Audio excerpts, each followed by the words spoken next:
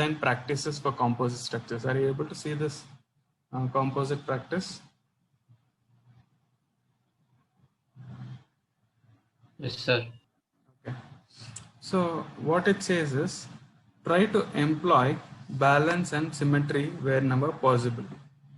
Okay. Try to employ balance and symmetry whenever possible. What do you mean by balanced?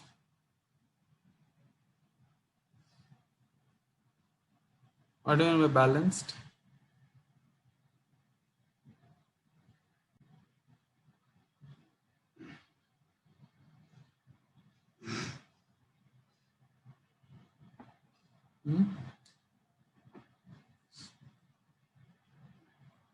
See, we discussed this.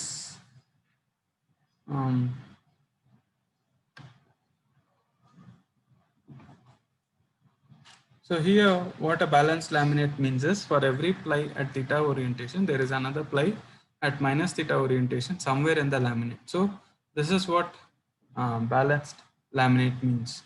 Okay, and you know what a symmetric laminate is.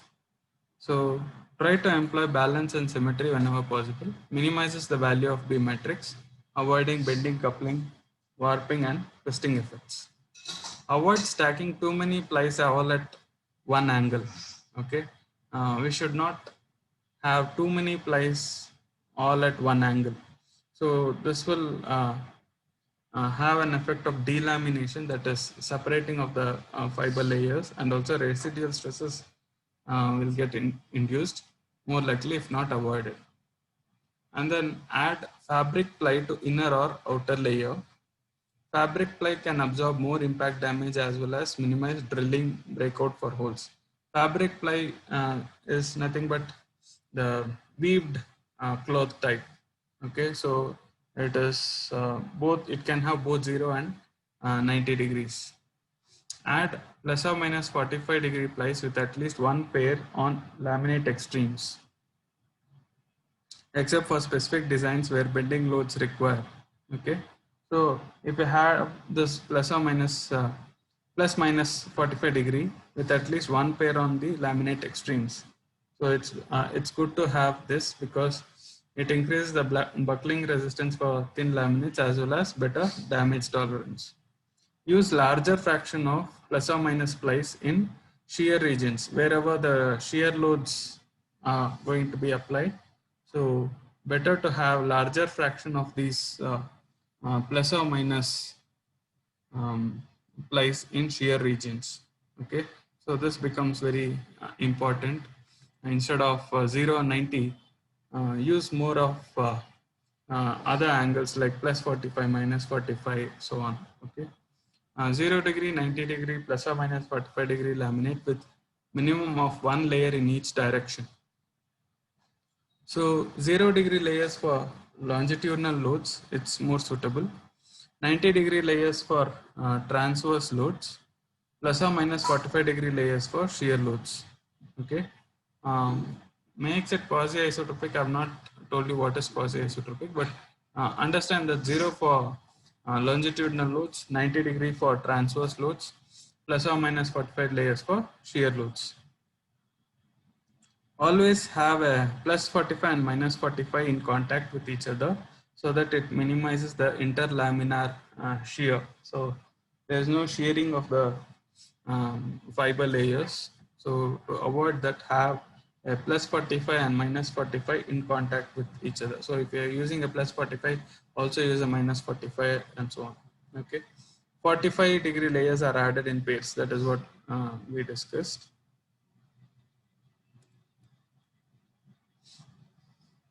Okay, maintain a homogeneous stacking sequence by banding several plies of the same orientation together.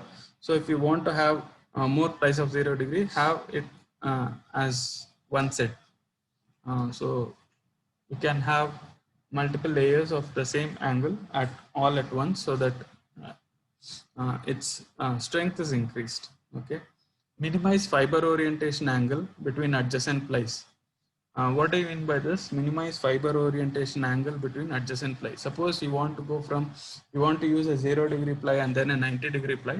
So it's always better to have a 45 degree in between. So what it means is don't have too much of uh, gap between the angles, okay, 0, 90 and so on, okay.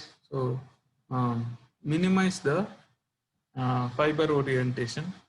So you'll get some advantages like reduces the delaminations, and it reduces the failure of the composite. So these are just the guidelines. These are not hard and fast rules, but these following the best design practices will always help you to get uh, good laminates, design good composite laminates. Following these for your design of the composite laminates will always help, because all these have been um, scientifically proven, experimentally proven um, things. So these are the best design practices what people have come up with. Okay, so when you're deciding the particular orientations for the particular application that you want to design the composite laminates for, you can uh, follow these guidelines so that you don't make any mistakes in the laminate design. Any questions? Any doubts? Any doubts on any of these? So these are just the uh, best design practices. Since you have understood the ABD matrix, so I just thought this will form the basic guidelines for you to start designing some of the composite laminates for a particular application. Okay. So next is this is a website, eFunda Engineering Fundamentals.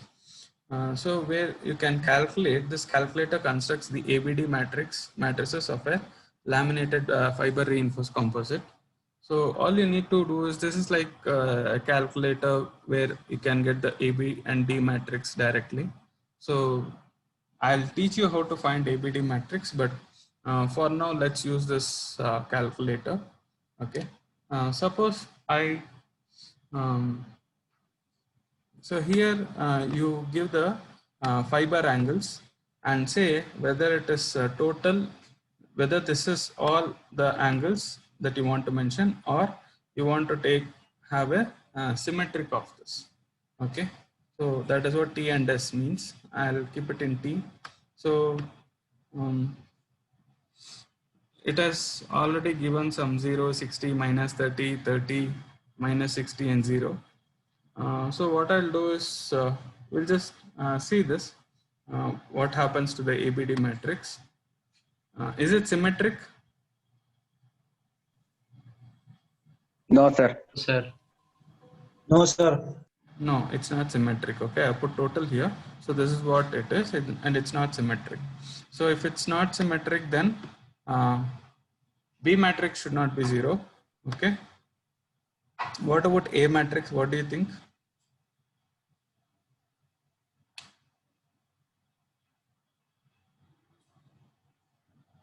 What do you think about A matrix?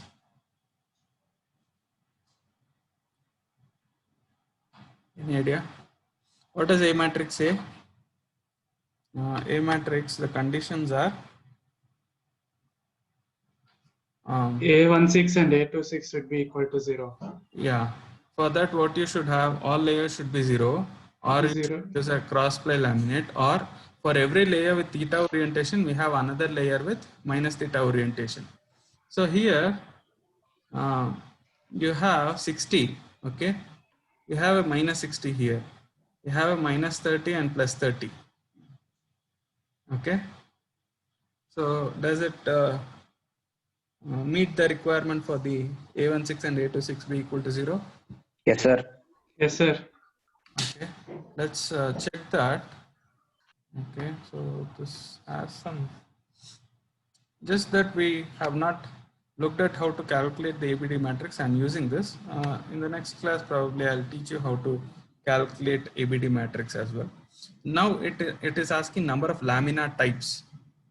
Okay, what do you mean by laminar type? Laminar type means whether the fiber and whether the fiber is same. Okay, whatever you're going to use the laminas to construct that laminate, is it all going to be of the same type? Okay, so if it is going to be the same type, then give it as 1. If you are going to use glass fibers and carbon fibers, say for example, then the number of laminar types will be 2. Okay, so I'll keep it as 1 now. Then you need to give in the values of all these. Okay, so I'll say carbon epoxy, meaning carbon fiber, and epoxy is the matrix. Okay, the Young's modulus along the fibers for carbon epoxy is around 181 GPa. Okay, this is in GPa, and this is some 10.3 thickness of the lamina. Okay, thickness of the lamina, I just take it as say 0.25 mm for now, but you need to enter based on the actual thickness that you measure for that lamina. Okay, take a fiber and the matrix. Okay, one layer, what is the thickness? Okay, that you have to enter here. So I'll just put some random number here, 0.25 mm. Okay, so what I've given here, what have I given here? 181 GPa is what? Elastic modulus of the lamina in the longitudinal direction. Okay, elastic modulus of the lamina in the transverse direction. Okay, this is the shear modulus. This is the Poisson's ratio. This is all what? With respect to material axis or global axis? Global. Material. Axis. These are all with material axis. Okay, 1, 2. Okay, 1 and 2 always refers to material axis. Okay, we are this is not for global, this is for material. Okay, so all laminas will have the same thing because material axis will be same irrespective of the orientation. Okay, now what you need to do is, so it has taken these things, it is taking all these values and then saying 0, 60, minus 30, 30, minus 60, 0. So this is what we want. And then it gives the matrix here. So this is the extensional stiffness matrix, that is A matrix. Okay, so you can see A16 and A26 being 0. Okay, this is the B matrix it has calculated. So only if you use a symmetric laminate, okay, you can get everything, all the elements in this B matrix be equal to 0. Okay, so otherwise B matrix will not be 0. And what about D matrix? D16 and D26 is also 0. Okay, so there is no what coupling it avoids? It avoids the bending twisting coupling. Okay, bend twist coupling it avoids. So D16 and D26 is 0.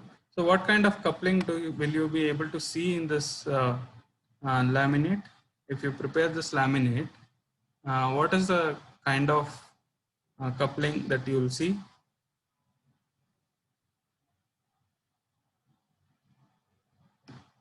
You want to refer to the PPT, refer to this and tell me what is the kind of coupling that you will be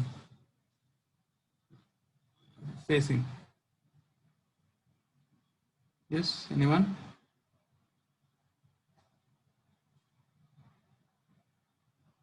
Hello. Extension shear coupling. Extension shear, sir. Extension shear coupling. Extension shear coupling. Oh, A16, A26 is 0 in A matrix. A16 and A26 is 0, meaning There is no extension shear coupling. there is no, coupling. No coupling. there is no coupling. Okay, what I am asking is what type of coupling it will face. Okay, So it will have, A matrix will not have that coupling. Okay. What about B matrix? It will be having bending and bending extension couplings. So it has bending extension coupling. Okay. So this is what you need to understand. So it will have bending extension coupling. A16 and A26 are 0. So there is no extension shear coupling. D16 and D16, D6 is D26. also 0. Okay, so there is no bending twist coupling. Only bending extension coupling is there. Okay, so if you try to bend that laminate is also going to extend. If you are going to extend that laminate, it may also bend. Okay, so that is what this bending extension coupling means. So based on the type of the orientations that you have used, okay, so all these are going to be calculated. So we studied about the uh, transformed reduced stiffness matrix, and so on. Okay, so if you see the formula over here, this should be actually Q. Okay, this is C here. Okay, this is actually Q, Q bar. Okay, so this is actually the transformed reduced stiffness matrix, the sum of all those. Okay, so what are you going through here is, you're going to calculate what is the transformed reduced stiffness matrix for each and every layer. Okay, for each and every angle that you're going to use, you need to have the transform reduced stiffness matrix, and also there is something over here which talks about the distance from the center, the mid plane, and so on. Okay, I'll not get into the details of the formula now, but understand that whatever we discussed in the macro mechanics of lamina, okay, whatever we discussed for the macro mechanics of the lamina is very much required here for the laminate as well. Okay, since we are using it as a using a calculator here to calculate the ABD matrix directly, you are not really looking at the transform reduced stiffness matrix. But if you have to calculate by your own, then the formula has this transform reduced stiffness matrix, which is required for each and every layer. Okay, 0, 45, 60, 30, and so on. You need to calculate the transform reduced stiffness matrix for all these layers. Okay, so that is why we started using MATLAB. Okay, so the idea to use MATLAB is the calculations are becoming more complex. Okay, so to help you out in these things, so if you use MATLAB for these things, then even if you have a 10 ply laminate, you'll be able to calculate the ABD matrix. Okay, so without using these websites for calculations, you can use MATLAB and calculate the ABD matrix. Once you know how these formulas, what is this formula telling you, then you can start implementing this thing in the MATLAB and calculate ABD matrix by your own without using these websites. Okay, so for today's class, I'll just be using these, but maybe in the next class also, I'll start looking at how we can get these, how we can calculate these matrix by using MATLAB. So suppose I have,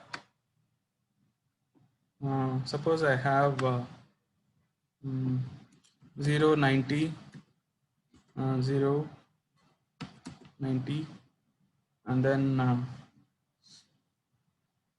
and then a 0.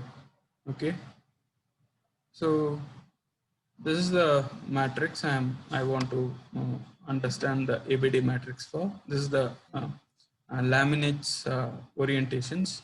Okay, so we'll just do this.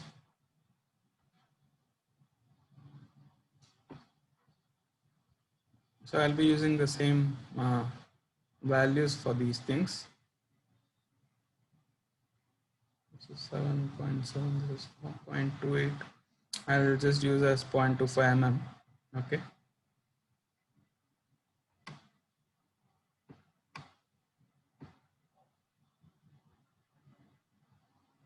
So what you see here is A matrix A16 and A26 is 0.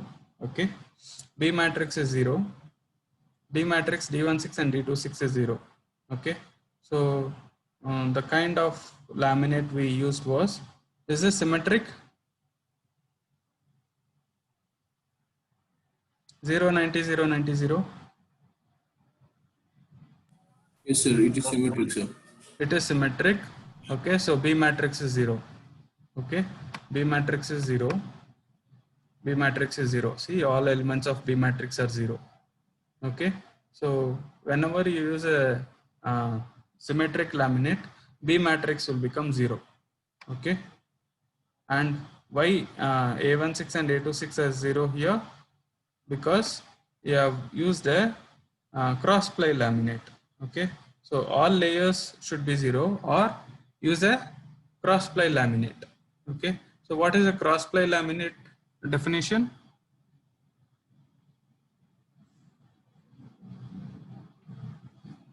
What is a cross ply laminate definition?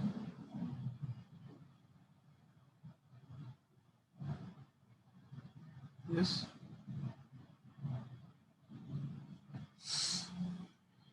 Is arranged at a certain angle, sir. Laminates. Certain angle. Cross ply laminate composed of Sure. plies of either 0 or 90.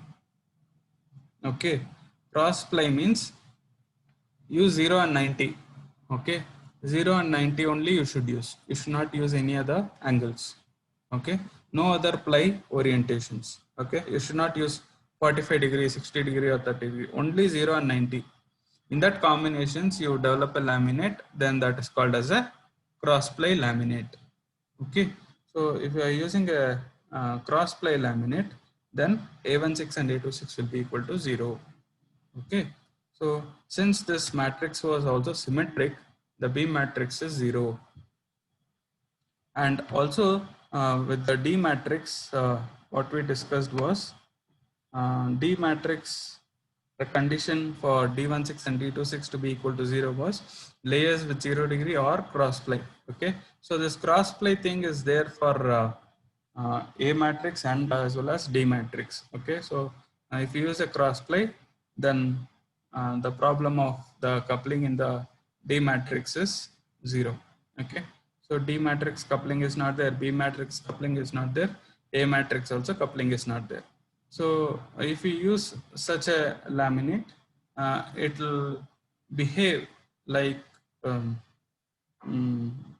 it will not have any coupling effects. Okay, so if you apply extensional load, it will only deform in the extensional direction. It will not undergo bending or twisting. Okay, so it will not undergo any other effects.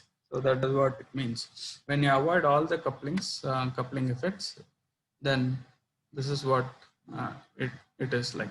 Okay, so all the conditions are met for this particular laminate. So suppose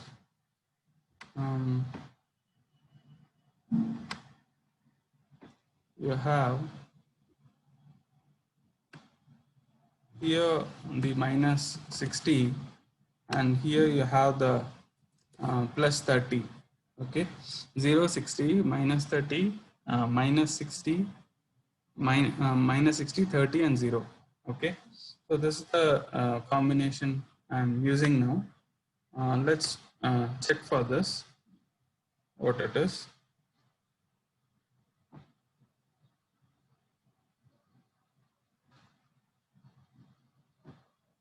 Just need to give this every time.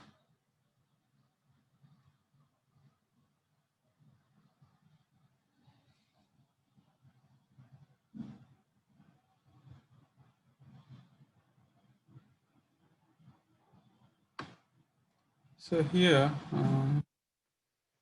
just calculate the ABD matrix. See, A16 and A26 is 0. B matrix is not 0 because it's not symmetric. What about D matrix? D16 and D26 is not 0. Okay, this is a case where A16 and A26 is 0. Okay, A16 and A26 is 0, but D matrix, if you see, it's not 0. Why is this?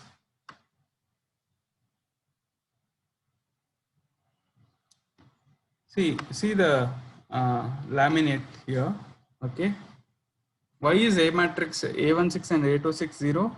Because for every plus theta you have a Minus theta plus orientation. theta. Okay, so for every plus theta you have a minus theta. And why is this not symmetric? Because it's not symmetric, right? This is 0, 60, 30, minus 30. This is minus 60, 30, 0. So it's not symmetric, so B matrix is not 0. That is fine. But why D matrix is not 0? No, sorry, D16 and D26 is not 0. D16 and D26, it has this, no? Plus theta, minus theta, minus theta, plus theta. Why is this D16 and D26 not showing 0? That is because, what is the condition for D matrix to be 0? Ply with orientation of theta, another ply of minus theta which is placed in other side of midplane at same distance. Okay, ply with orientation of theta, another ply of minus theta which is placed in other side of midplane at same distance. What do you mean by that? So if you have a plus theta here, plus 60, where should you have minus 60 for D16 and D26 be 0?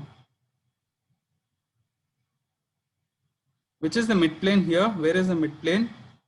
You have a midplane here, correct?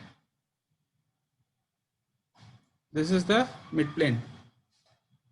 You have three layers on the top, three layers on the bottom.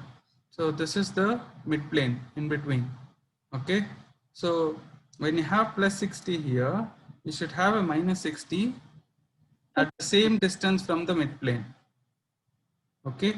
If that is not, if that condition is not met, then you will not get the D16 and D26 be equal to 0. Okay. So let's change this. So how should you change for, where should this be? This should be like this, correct? This is 0, this is 0 here. This is 60. So which is the midplane? Midplane is somewhere here. Okay, this is the mid. Now, if this is 60, you should have minus 60 here. If you have a minus 30 here, you can have a plus 30 here. Correct? Any doubts in this? So now if you look at,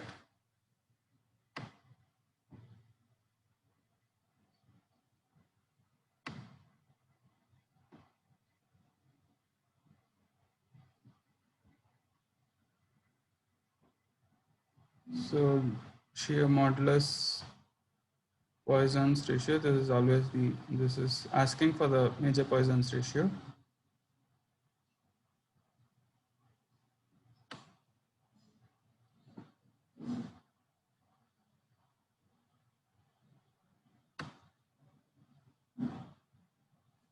See here, D16 and D26 is now 0.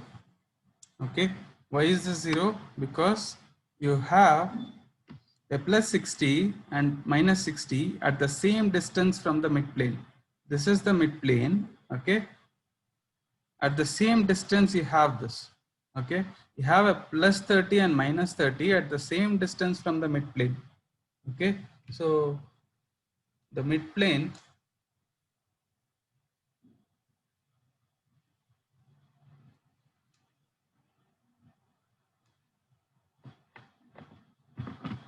just a second.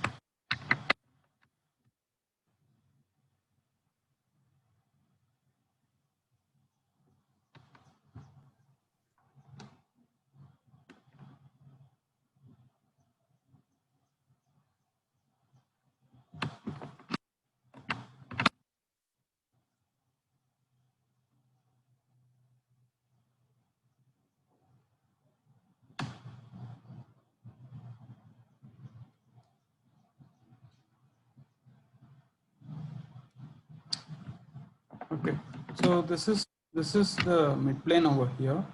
Okay, any doubts in this? Any doubts you have? Why d16 and d26 is 0? Here, this is after 0, 60 and minus 30, you have the midplane. Okay, this is the midplane. Now, from this midplane, at the same distance, you must have both plus theta and minus theta. Okay, and this plus 60 and minus 60 are at the same distance from the midplane. So that's the reason why you have this ABD matrix, that is the D matrix, the D16 and D26 is equal to 0. Okay, for A matrix, it doesn't matter where that plus and minus theta is there, just that anywhere in the laminate for every plus theta you should have a minus theta.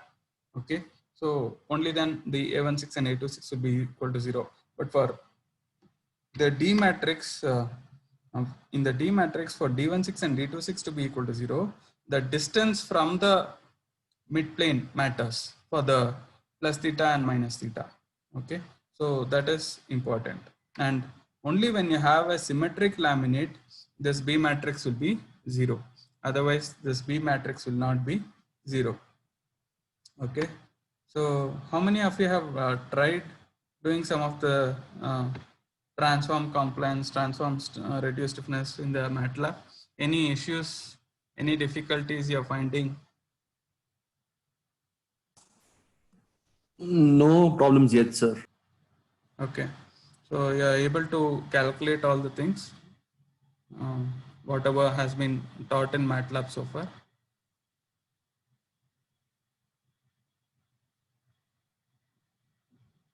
Any